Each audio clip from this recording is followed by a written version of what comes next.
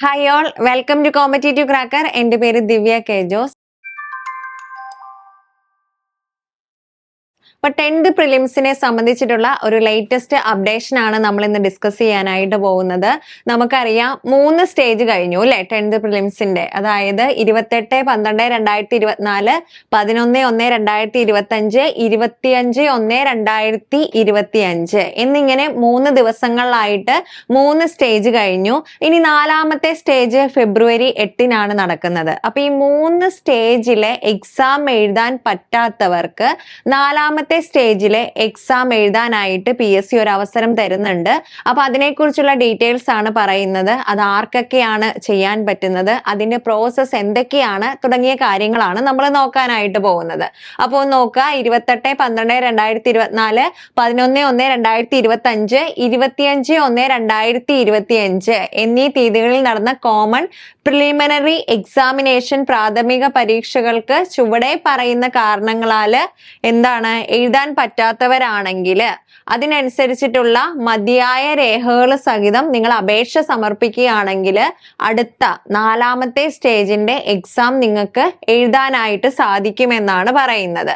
അപ്പൊ നോക്കുക, അപ്പൊ എവിടെയാണ് അപേക്ഷ കൊടുക്കേണ്ടതെന്ന് ചോദിച്ചിട്ടുണ്ടെങ്കിൽ നമ്മൾ ഏത് ജില്ലയിലാണോ അപ്ലൈ ചെയ്യുന്നത് ആ ജില്ലയിലായിരിക്കണം നിങ്ങൾ അപേക്ഷ കൊടുക്കേണ്ടത്. ഇനി തിരുവനന്തപുരം ജില്ലക്കാരാണെങ്കിൽ അവരെന്ത് ചെയ്യണം എന്ന് വെച്ചിട്ടുണ്ടെങ്കിൽ നോക്കുക, തിരുവനന്തപുരം ജില്ലയിലെ അപേക്ഷകള് ആസ്ഥാന ഓഫീസിലെ EF സെക്ഷനിലാണ് നൽകേണ്ടത്. തിരുവനന്തപുരം ജില്ലക്കാർക്ക് മാത്രമാണ് അത് ബാധകം. ബാക്കിയുള്ളവരെല്ലാം എന്ത് ചെയ്യുക, അവരവരുടെ ജില്ലകളില് നേരിട്ട് ഒന്നെങ്കിൽ നേരിട്ടോ അല്ലെങ്കിൽ ചുമതലപ്പെടുത്തുന്ന വ്യക്തി മുഖേനയോ അപേക്ഷ നൽകാവുന്നതാണ് എന്നാണ് പറഞ്ഞിരിക്കുന്നത് കേട്ടോ. അപ്പൊ നോക്കുക, അങ്ങനെ അപേക്ഷിക്കുന്നവരെ 8/2/2025 നടക്കുന്ന 4ാം ഘട്ട പരീക്ഷ എഴുതാനായിട്ട് PSC അനുവദിക്കുന്നതാണ് എന്നുള്ളതാണ് പറഞ്ഞിരിക്കുന്നത്. നോക്കുക, ഇവിടെ പ്രത്യേകം പറഞ്ഞിട്ടുണ്ട് തപാലിലോ ഇമെയിൽ വഴിയോ ലഭിക്കുന്ന അപേക്ഷകൾ സ്വീകരിക്കുന്നതല്ല എന്ന്. മറിച്ച് എന്ത് വേണം, നമ്മൾ നേരിട്ട് വേണം അപ്ലൈ ചെയ്യാനായിട്ട്. അത് എന്നു മുതലാണ് 27/1/2025 മുതൽ 31/1/2025 വൈകുന്നേരം 5:15 PM വരെ ലഭിക്കുന്ന അപേക്ഷകൾ മാത്രമേ സ്വീകരിക്കുകയുള്ളൂ. ഇനി 31/2/2025 ശേഷം അപേക്ഷകൾ സ്വീകരിക്കുന്നതല്ല എന്നാണ് പറഞ്ഞിരിക്കുന്നത്.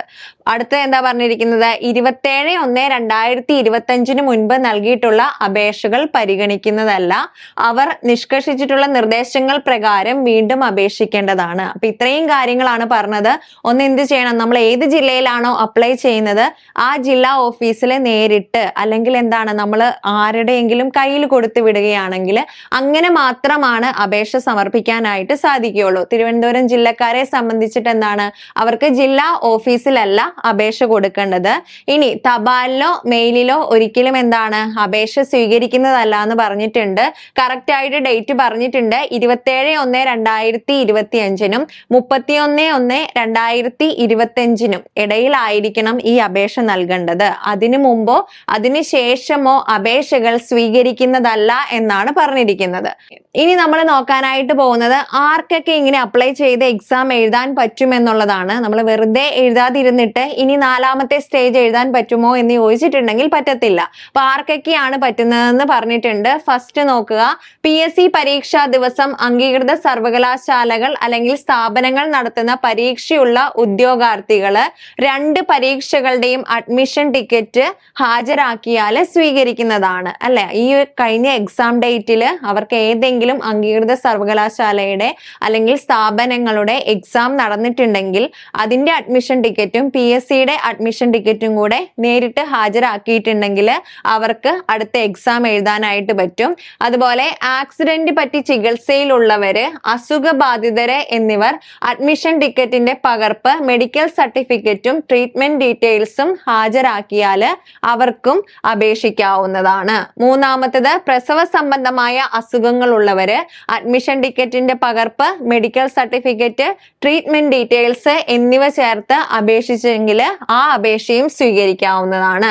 ഇനി 4ാമത്തത് പ്രഗ്നൻസി സംബന്ധിച്ച കേസുകളിൽ പരീക്ഷയോട് അടുത്ത ദിവസങ്ങളിൽ ഡെലിവറി പ്രതീക്ഷിച്ച ഉദ്യോഗാർത്ഥികളാണെങ്കിലും അവർക്കും എന്ത് ചെയ്യാൻ പറ്റും, അപേക്ഷിക്കാവുന്നതാണ്. ഓക്കെ, ഇനി അടുത്തത് പരീക്ഷാ ദിവസം സ്വന്തം വിവാഹം നടന്ന ഉദ്യോഗാർത്ഥികള് തെളിവ് സഹിതം അപേക്ഷിച്ചാല് സ്വീകരിക്കാവുന്നതാണ്. ഇനി ഏറ്റവും അടുത്ത ബന്ധുക്കളുടെ മരണം കാരണം പരീക്ഷ എഴുതാത്തവരാണെങ്കിൽ അവരും എന്ത് ചെയ്താൽ മതി? രേഖകൾ സമർപ്പിച്ചിട്ടുണ്ടെങ്കിൽ അപേക്ഷ സ്വീകരിക്കാവുന്നതാണ്. ഇനി മെഡിക്കൽ സർട്ടിഫിക്കറ്റ് മാതൃക, ഉദ്യോഗാർത്ഥികൾക്കുള്ള അറിയിപ്പ് എന്നിവ PSCയുടെ വെബ്സൈറ്റില് ഹോം പേജില് മസ്റ്റ് നോ എന്ന ലിങ്കില് PSC എക്സാം അപ്ഡേറ്റ്സ് എന്ന പേജിൽ ലഭ്യമാണ്. അപ്പൊ നമ്മൾ പറഞ്ഞു കുറെ കാര്യങ്ങൾക്ക് എന്ത് വേണം? മെഡിക്കൽ സർട്ടിഫിക്കറ്റ് ഹാജരാക്കണം എന്ന് പറഞ്ഞു. അപ്പൊ ആ മെഡിക്കൽ സർട്ടിഫിക്കറ്റ് എങ്ങനെയാണ്, അതിന്റെ കാര്യങ്ങൾ എന്തൊക്കെയാണ് എന്ന് അറിയണമെങ്കിൽ എന്ത് ചെയ്താൽ മതി? PSCയുടെ വെബ്സൈറ്റില് ഹോം പേജിൽ പോവുക, അതിൽ മസ്റ്റ് നോ എന്ന ലിങ്കില് PSC എക്സാം അപ്ഡേറ്റ് എന്ന പേജില് നിങ്ങൾക്ക് എന്ത് ചെയ്യാൻ പറ്റും? ഈ ഡീറ്റെയിൽസ് ലഭിക്കുന്നതാണ്. ഇനി കൂടുതൽ വിവരം അറിയാനായിട്ട് അല്ലെങ്കിൽ എന്തെങ്കിലും ഡൗട്ട് ഉണ്ടെങ്കിൽ ഇവിടെ ഫോൺ നമ്പറും കൊടുത്തിട്ടുണ്ട്. ആ ഫോൺ നമ്പറിൽ ഒന്ന് കോൺടാക്ട് ചെയ്താൽ മതി. ഓക്കെ, അപ്പോൾ കഴിഞ്ഞ പരീക്ഷ എഴുതിയിട്ടില്ലാത്തവര് ഇത്രയും പറഞ്ഞ കാര്യങ്ങൾക്ക് കീഴിൽപ്പെട്ടവരാണെങ്കിൽ അവർക്ക് അപ്ലൈ ചെയ്യാൻ പറ്റാവുന്നതാണ്.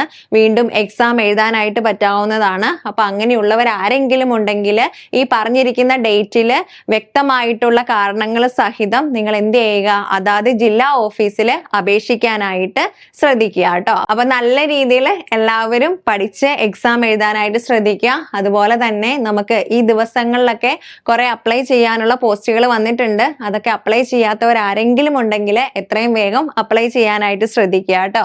അപ്പോൾ ഇതുപോലത്തെ വീഡിയോയുമായിട്ട് വീണ്ടും കാണാം. നിങ്ങൾ ഈ ചാനൽ സബ്സ്ക്രൈബ് ചെയ്തിട്ടില്ലെങ്കിൽ ഒന്ന് സബ്സ്ക്രൈബ് ചെയ്യുക. നിങ്ങളുടെ ഫ്രണ്ട്സിനൊക്കെ ഈ വീഡിയോ ഒന്ന് ഷെയർ ചെയ്യുക. ആർക്കെങ്കിലും ഉപകാരപ്പെടുവാണെങ്കിൽ അവർക്കൊക്കെ ഒന്ന് ഷെയർ ചെയ്യുക. അപ്പൊ മറ്റൊരു വീഡിയോയിൽ വീണ്ടും കാണാം. താങ്ക്